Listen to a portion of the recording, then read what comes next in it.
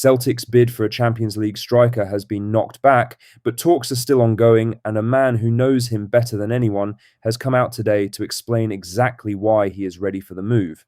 We also have a Celtic legend delivering a very clear warning about what O'Neill actually needs up front, Chris Sutton absolutely losing patience with the club's lack of transfer activity, and a brand new young goalkeeper who beat Arsenal to sign his first professional contract at Parkhead. Huge morning, let's get into it. But first, make sure you like this video and subscribe to the channel for more Celtic content.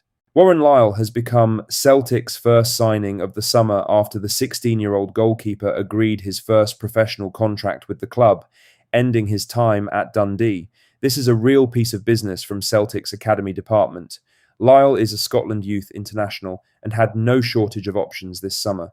Dundee wanted him to stay, but the most significant detail is that Arsenal were monitoring him closely, with the Premier League giants having invited Lyle to train with their academy setup back in February. When clubs of Celtic and Arsenal's size both want a player, it tells you something real about the level of the player involved. Celtic have won that race, which is a genuinely encouraging outcome for the recruitment team behind it. According to the Daily Record, Celtic had to work hard to get the deal done, seeing off that serious English interest to land the young keeper. Lyle arrives with a solid grounding for his age. He was part of the Dundee youth side that reached the Scottish Youth Cup final, and he has already experienced senior-level competition after featuring for Dundee's under-20 side against Elgin City in the Challenge Cup last November. The plan is for Lyle to slot into the B-team setup rather than being rushed towards the first-team picture. He will come under the guidance of Colin Meldrum on the goalkeeping side of his development, working within the structure run by Johnny Hayes and Stevie Hamill. That gives him a clear environment to grow steadily and show why Celtic were prepared to move for him ahead of English competition. Celtic have also recently added young defender Shay McGarry from Cliftonville. This is a club beginning to show real intent at youth level this summer, even while the senior window remains frustratingly quiet. Now for the main story, as Celtic's pursuit of Colombian striker Camilo Duran has taken several twists in the last 24 hours, with a bid rejected, talks continuing, and both clubs now understood to be hopeful that a deal can be reached. The sequence of events tells the story. Reports emerged that Celtic put forward an initial proposal of around £1.7 million for the 24-year-old Qarabağ forward. The Azerbaijani club knocked it back, unwilling to do business at that level. Qarabağ are in a strong position. Duran has 2 years remaining on his contract and has just completed a season with 25 goal contributions in 45 appearances, including 5 goals in the Champions League. Then came a significant development. Sky Sports journalist Anthony Joseph, one of the most reliable voices in Scottish football transfer news, posted an update confirming that Qarabağ are looking for a fee of around £3 million. Critically, he added that both clubs are hopeful of reaching an agreement and that negotiations are ongoing. £3 million for a striker who scored 5 Champions League goals last season, at 24 years old with room still to grow, is not a number Celtic should balk at.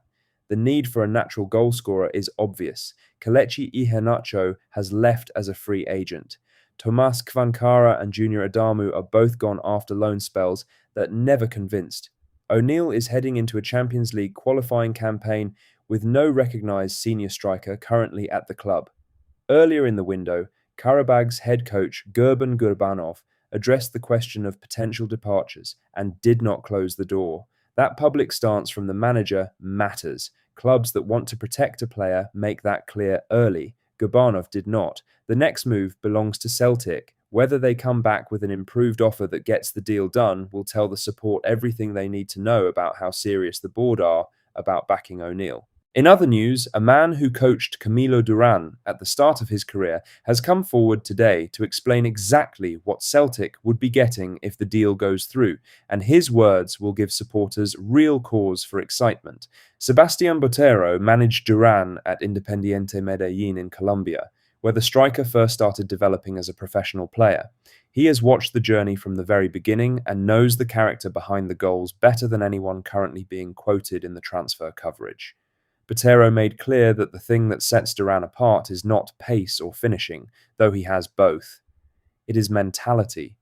He said, he has always been a bit of a rebel. Camilo has a lot of personality and character. That's evident in his composure when finishing.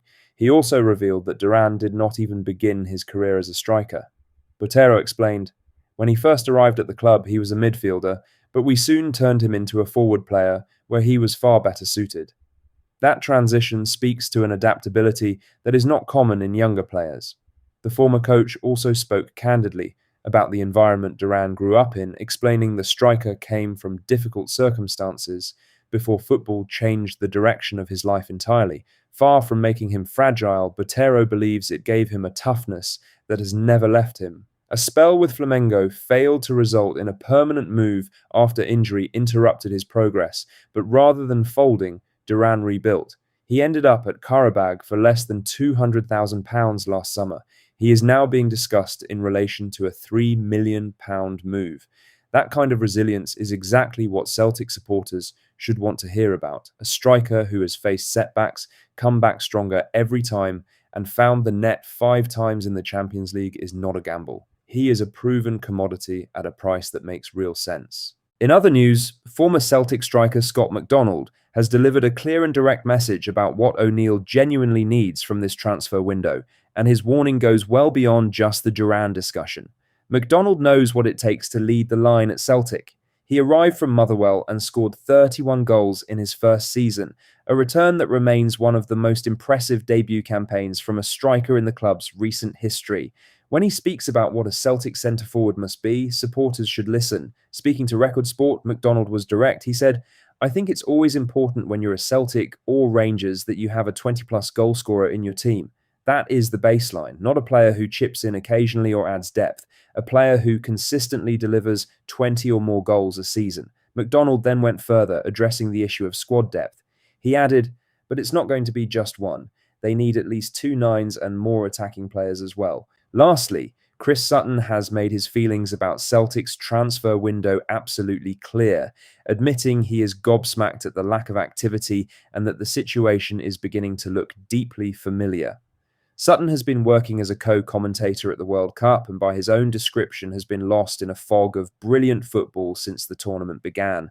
The contrast with what is happening back at Parkhead has clearly not been lost on him. He said, "Lost in a fog" might also be apt when it comes to describing Celtic's dealings in the transfer market.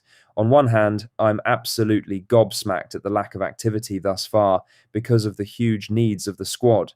It's less than a month until the competitive action gets underway, and given what unfolded last season, it almost beggars belief that Celtic have not been more active to this point.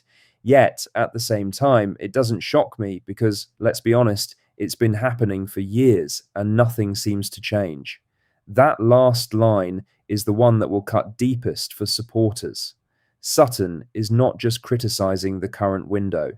He is placing it in a longer pattern of behaviour that Celtic fans have watched play out year after year. That's all the latest Celtic news for today. Make sure to hit that like button, subscribe if you haven't already, and drop a comment below with your thoughts. I'll see you in the next one. Hail, hail.